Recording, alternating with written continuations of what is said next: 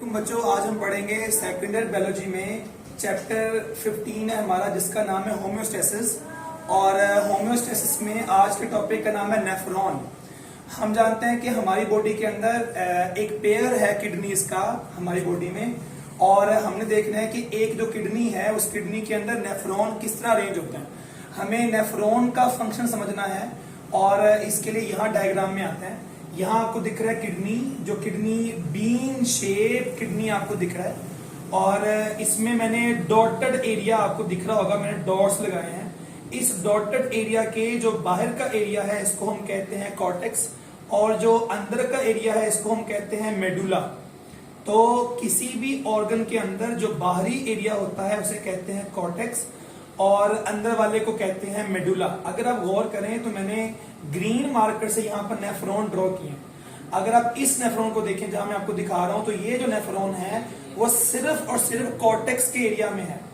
तो अगर नेफ्रॉन ऐसे हों जो कॉर्टेक्स के एरिया में हो तो उसको हम कहते हैं कोर्टिकल नेफ्रॉन। लिखा है मैंने यहाँ पर रेड मार्कर से nephron, N stands for nephron arranged in the cortex region. तो those nephrons that are arranged in cortex region are called cortical nephron. अच्छा, इस नेफ्रॉन को देखें तो ये जो नेफ्रॉन आपको दिख रहा है ये आपको दिख रहा होगा कॉर्टेक्स और मेडुला दोनों के दरमियान में है, दोनों के बॉर्डर पे है।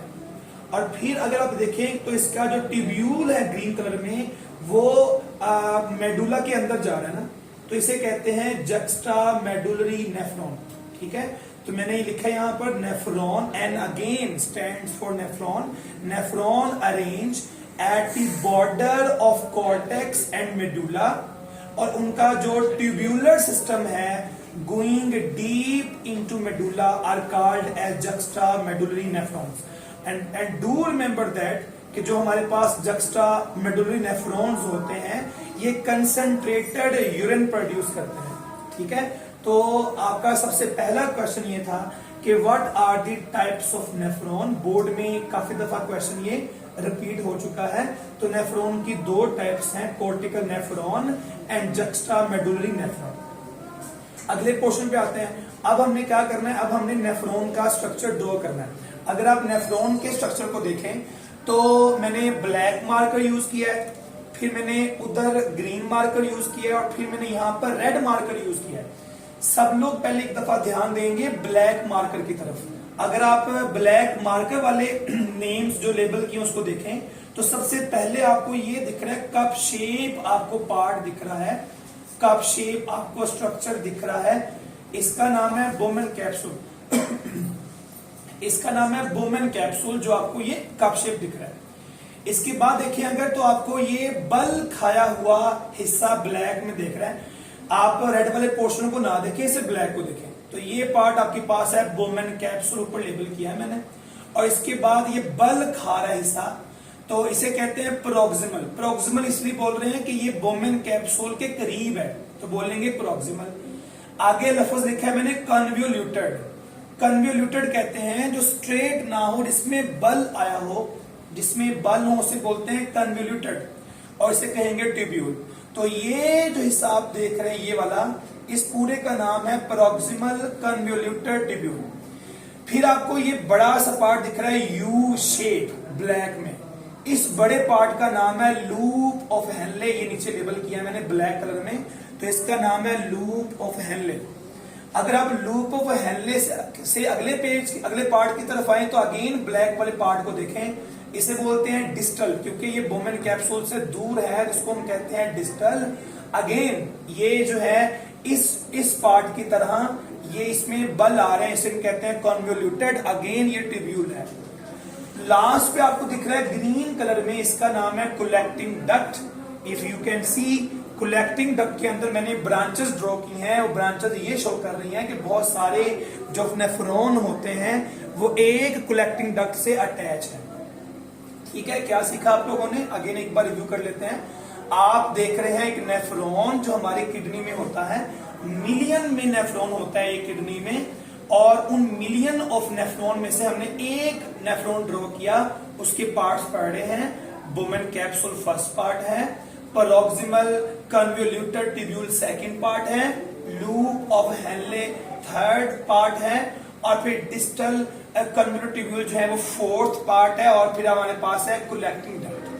अच्छा, ब्लैक पार्ट पढ़ने के बाद अब आप देखें कि ये जो मैंने रेड में ड्रॉ किया सारा, ये ब्लड इसके पास जा रहा है। ठीक है, हम जानते हैं कि हमारी बॉडी में जो किडनीज होते हैं ब्लड को फिल्टर आउट करते हैं, ब्लड को क्लीन करते हैं, ब्लड को साफ करेंगे।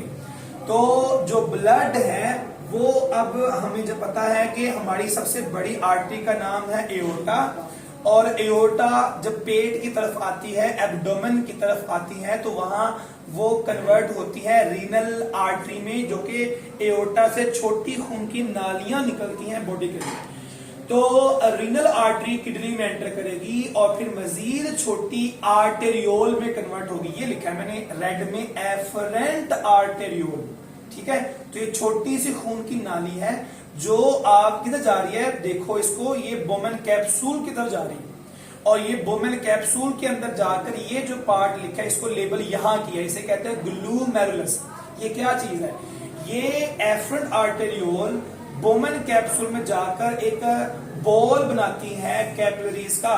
तो कैपिलरीज का एक जाल बनेगा या एक बॉल बनेगा, इसको हम कहते हैं ग्लूमेरुलस।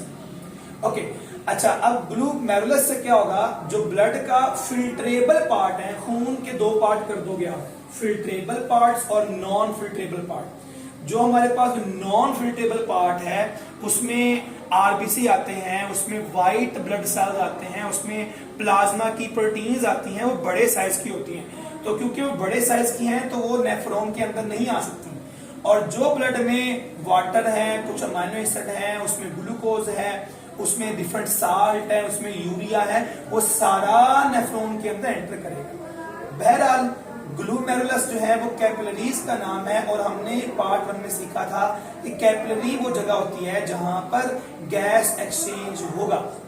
ओके, तो ग्लूमेरुलस पर क्या होगा, ब्लड का सामान किस में एंटर करेगा, नेफ्रॉन में, और अगेन जो ब्लड है वो जो कैपिलरीज है फिर से बना देगी आर्टेरियोल। इसका नाम रखना है इफरेंट आर्टेरियोल।